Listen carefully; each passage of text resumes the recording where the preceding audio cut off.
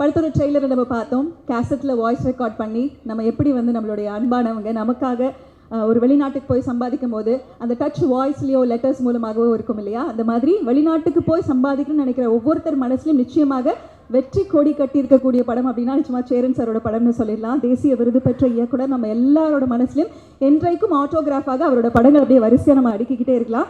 Thank you sir for giving such wonderful films and I welcome you now sir. Please let's welcome Cheran sir on to the stage.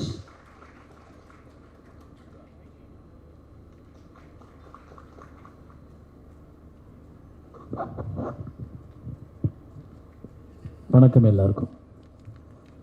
அவங்க என் பேரை மாற்றி சொல்லிட்டாங்க சேரன் அப்படின்னு. என் பேர் சம்சுதீன். நேற்று நைட்டில் இருந்து நேற்று தான் நான் ஹபீபி படம் பார்த்தேன். என் பேரை நான் சம்சுதீனாக நான் ஃபீல் பண்ணுற மாதிரி ஆயிடுச்சு. ஒரு முஸ்லீம் குடும்பத்துக்குள்ளே, அந்த கிராமத்துக்குள்ளே, அந்த உறவுகளுக்குள்ளே, அந்த கல்ச்சர் அதுக்குள்ளே நான் அப்படியே என்னை உள்ளே கூட்டிகிட்டு போயிட்டு இப்போ வரைக்கும் என்னால் அந்த படத்துலேருந்து வெளியே வரவே முடியல. எனக்கு எப்போ பார்த்தாலும் எல்லோரும் தொப்பியோடு இருக்காங்க, தாடியோடு இருக்காங்க, புர்காவோடு இருக்காங்க. எல்லாருமே எனக்கு அப்படியே தெரிகிறாங்க. நான் முதல் முறையாக என் கிரெடிட்ஸ் ரோலிங் டைட்டில் போகும்போது அதில் இருக்கிற ஒவ்வொரு கேரக்டரோட பேர்களையும் படிக்கும்போது எனக்கு அவங்களுக்கெல்லாம் அவங்களோட எனக்கு ஒரு கனெக்ட் இருக்கிற மாதிரி ஃபீல் ஆச்சு. ஏன்னா அத்தனை பேர் தான் சேர்ந்து மீரா கதிரவனுக்கு சப்போர்ட் பண்ணி இந்த திரைப்படத்தை உருவாக்கியிருக்காங்க. ஸோ ரொம்ப அற்புதமான ஒரு படைப்பு இது. நல்ல படம்.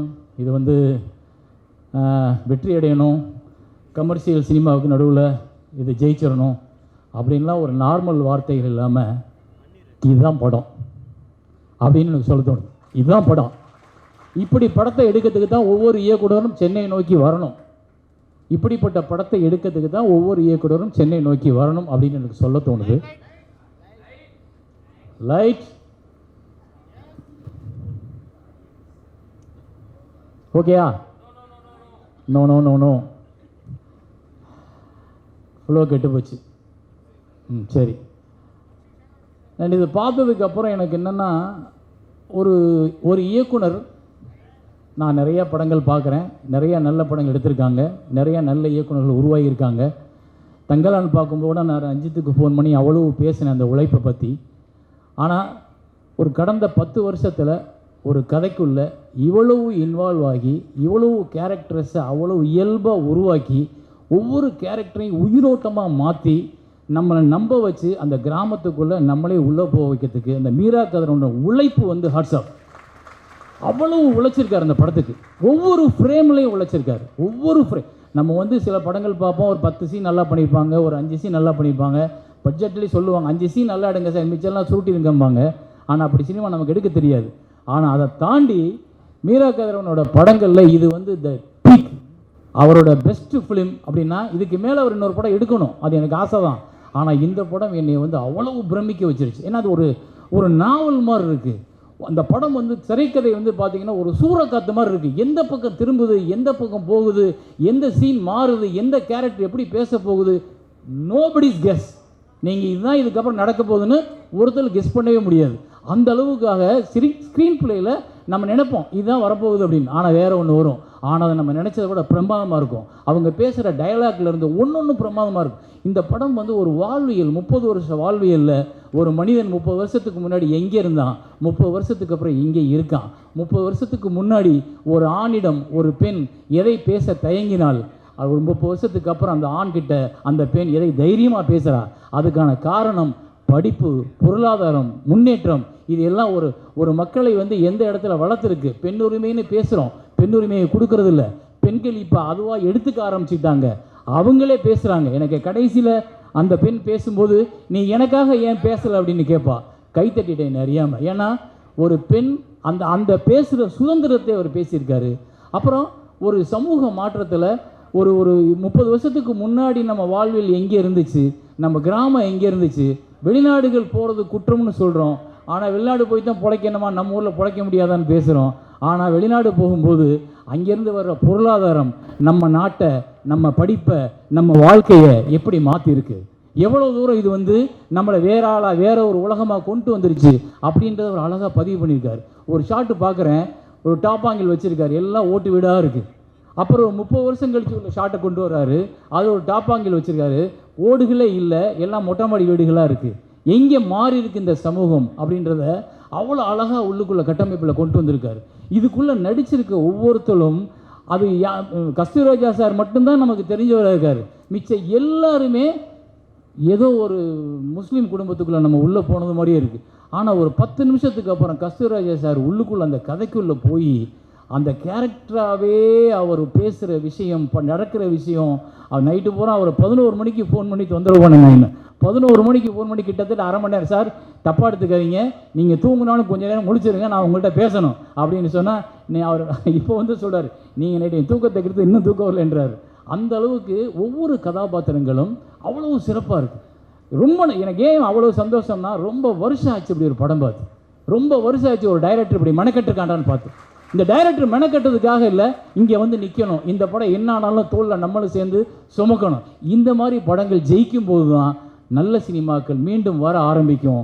நம்மளோட வாழ்க்கை பற்றி, நம்மளோட வாழ்வியலில் உள்ள பிரச்சனைகள் பற்றி, ஒரு பிரச்சனையை எப்படி சினிமா பேசணும், அதுக்காக கமர்ஷியல் சினிமா வேணாம்லாம் நான் சொல்லலை, அந்த இடத்துக்கே நான் போகலை. ஆனால் இந்த மாதிரி சினிமாக்கள் நம்மளை ஒழுங்குபடுத்தும், நம்மை உணர வைக்கும், நம்ம வாழ்க்கை எதுன்னு சொல்ல வைக்கும், நம்ம வாழ்க்கையில் எங்கே நிற்கிறோம்னு சொல்ல வைக்கும். கடைசியில் ஒரு டைலாக் வரும், 4 சுவர் இருக்க வீடு தான் வாழ்க்கைன்னு யார் சொன்னா அப்படின்னு. செத்தே போயிட்டேன் நான். 4 சுவர் இருக்க வீட்டுக்குள்ளே தான் சந்தோஷம் இருக்குன்னு யார் சொன்னான்? அருமையான ஒவ்வொரு டைலாக்கும் பிச்சிருப்பார். எல்லா கேரக்டர்ஸ்ன்னு சொல்கிறேன், ஏதோ கஸ்தூராஜா பேசுகிறதா இருக்கட்டும், அந்த பொண்ணு பேசுகிறதா இருக்கட்டும், இந்த ஹீரோயின் அந்த பொண்ணு பேசுகிறதா இருக்கட்டும், இந்த பொண்ணுலாம் லவ் பண்ணலான்னு தோணிச்சு எனக்கு. வயசு இல்லை, பட் இருந்தாலும் பரவாயில்ல. ஆனால் அவ்வளோ அழகு, அவ்வளோ யதார்த்தம், அவ்வளோ சூப்பர், அவ்வளோ நல்லா இருந்துச்சு. நீங்கள் ஒவ்வொரு இடமும் அந்த பொண்ணும் பேசுகிற ஒவ்வொரு இடத்துலையும் வந்து ஒரு முஸ்லீம், நான் தான் சொன்னேன், முதல் ஒரு இலக்கியத்தை முஸ்லீமில் எழுதுனது ஒரு பெண் எழுத்தாளர். அவங்க வந்து நாகூரை சேர்ந்தவங்க. எனக்கு அந்த பெண்ணோட கதாபாத்திரம் மாதிரி தெரிஞ்சு இந்த கதாபாத்திரம். அவ்வளோ தூரம் வந்து ரொம்ப மெனக்கெட்டுருக்கன்றப்போ அந்த அந்த டைரக்டரை நம்ம வந்து விட்டுறக்கூடாது. அந்த படத்தை நம்ம வந்து ஏதோ கடந்து போயிடக்கூடாது. நம்மளும் கூட நிற்கணும், நம்மளும் கையை கோர்த்து நிற்கணும், நம்மளும் பேசணும், நம்மளும் வந்து அந்த படத்தை பற்றி கொண்டு போகணும், நம்ம ப்ரொமோட் பண்ணணும். எனக்கு ஒரு நல்ல படம் பார்த்தா கண்டிப்பாக தூக்க கூடாது. நேற்று நைட்டில் சுத்தமாக தூங்கலை, 5 மணி ஆச்சு சார். மண்டைகளை நானாக பேசிகிட்டே இருக்கேன், இது எப்படி நிகழ்ந்ததுன்னு. அதுக்கு என்னென்னா ஒருத்தனோட சினிமா மேலே இருக்கிற வெறி, சினிமாவை வந்து அவன் நேசிக்கிற வெறி, அவன் ஒவ்வொருத்தட்டையும் வேலை வாங்கியிருக்க விதம். சாம்சிஎஸ் எங்கே வாட்ஸ்அப் சூப்பராக இருக்கும் உங்கள் மியூசிக். அந்த படத்துக்கு அவ்வளோ உயிரோட்டம் உங்களால் தான் கிடச்சிருக்கு. ஏன்னா அவங்க எல்லாம் உருவாக்கிட்டாங்க. ஒரு படத்துக்கு ரீரிகார்டிங் எவ்வளோ முக்கியன்றது உங்கள் இந்த படத்தை பார்த்தாங்க நிறைய பேர்த்து புரிஞ்சுப்போங்க. ஏன்னா அவ்வளோ இன்வால்வ் ஆகி ஒரு முஸ்லீம் குடும்பத்துக்குள்ளே, ஒரு இஸ்லாமிய குடும்பத்துக்குள்ளே, அந்த பேக்ட்ராப்பில் அந்த மாதிரியான ஒரு இசை ரொம்ப வருஷம் ஆச்சு. நான் ரொம்ப அழகாக இருந்தது. அந்த பாட்டெல்லாம் எக்ஸலண்ட், எல்லா பாட்டுமே. இந்த படம் வந்து எல்லாருக்கும் சிறந்த படமாக இருக்கும், எல்லாருக்கும் பிடிச்ச படமாக இருக்கும், எல்லாரும் இந்த படத்தை பாராட்டுவாங்க. நான் குறிப்பாக வேண்டிக்கிறது, இந்த படத்தை ரிலீஸ் ஆனதுக்கப்புறம் நம்ம விமர்சனம் அப்படின்னு வரும் பொழுது நியாயமான, உண்மையான ஒரு நல்ல சினிமாவை ஒரு உலக மக்களுக்கு கொண்டு போய் சேர்க்கணும்னு நினச்சா ஆனந்த விகடன் மாதிரியான பத்திரிகைகள் 65க்கு மேல் இந்த படத்தை கொடுத்தே ஆகணும், 65க்கு மேலே கொடுத்தே ஆகணும். அந்த அளவுக்கு இந்த படம் இருக்குது. அதே மாதிரி யூடியூபர்ஸ் நிறைய பேர் வந்து விமர்சனம் பண்ணுறவங்க, பத்திரிகையாளர்கள், நண்பர்கள் எல்லாருமே இவ்வளவு நாள் நீங்கள் சினிமாவுக்குள்ளே இத்தனை நண்பர்களோட, இத்தனை இயக்குநர்களோட, இத்தனை தயாரிப்புகளோட கடந்திருக்கீங்க, பழகியிருக்கீங்க, எல்லாரோடையும் கைகோர்த்துருக்கீங்க. நீங்கள் ஒரு நல்ல சினிமாவை உச்சிமுகம்னு நினச்சிங்கன்னா இதில் உள்ள வெறுப்புகள் யார் மேலே இருக்கிறதையும் மறந்துட்டு நீங்கள் இந்த சினிமாவை கொண்டாடியே தீரணும். விமர்சனங்கள் பண்ணும் பொழுது நீங்கள் கொண்டாடுறதுல தான் இந்த திரைப்படம் இருக்குது, இந்த திரைப்படம் மக்கள்கிட்ட போய் சேரும். இது வந்து ஒரு ஹீரோக்கள் இருக்கிற, ஒரு அறிமுகமான ஆட்கள் இருக்கிற படங்கள் இல்லை. அதனால் எல்லாம் புதுசுன்றப்போ ஒரு போஸ்டரை பார்த்தோன்னா நம்மளால் என்ன பண்ணுவாங்கன்னா, இது ஒரு முஸ்லீம் கலாச்சாரம் உள்ள படம், எல்லாம் புதுசாக இருக்காங்க அப்படின்னு நினைப்பாங்க. அப்போ அவங்களுக்கு முதல்ல நம்ம சொல்ல வேண்டியது, யார் சொன்னால் கேட்குறாங்கன்னா, இந்த விமர்சனம் பண்ணுறாங்கல்ல, எல்லா விமர்சனங்களையும் சொல்கிறேன், அதாவது யூடியூப்பில் பண்ணுறவங்க, எழுதுகிறவங்க எல்லாரையும் நீங்கள் எல்லாருமே ஒரு சினிமாவை இத்தனை வருஷம் நீங்கள் பார்த்துருக்கீங்க, இத்தனை வருஷம் சினிமாவில் வாழ்ந்திருக்கீங்கன்னா இந்த சினிமாவுக்கு உண்மையாக உங்கள் விமர்சனம் தேவை என்பது என்னோட தாழ்மையான வேண்டுகோள். ஸோ இந்த படத்தில் நடித்த அத்தனை பேர்த்துக்கும் என்னோட வாழ்த்துக்கள், இசையமைப்பாளருக்கு வாழ்த்துக்கள், அந்த தயாரிப்பாளருக்கு வாழ்த்துக்கள். மீரா கதிரவன் வாங்க. நான் இரவு வர 3 முறை கட்டி பிடிச்சிட்டேன், 4வது முறை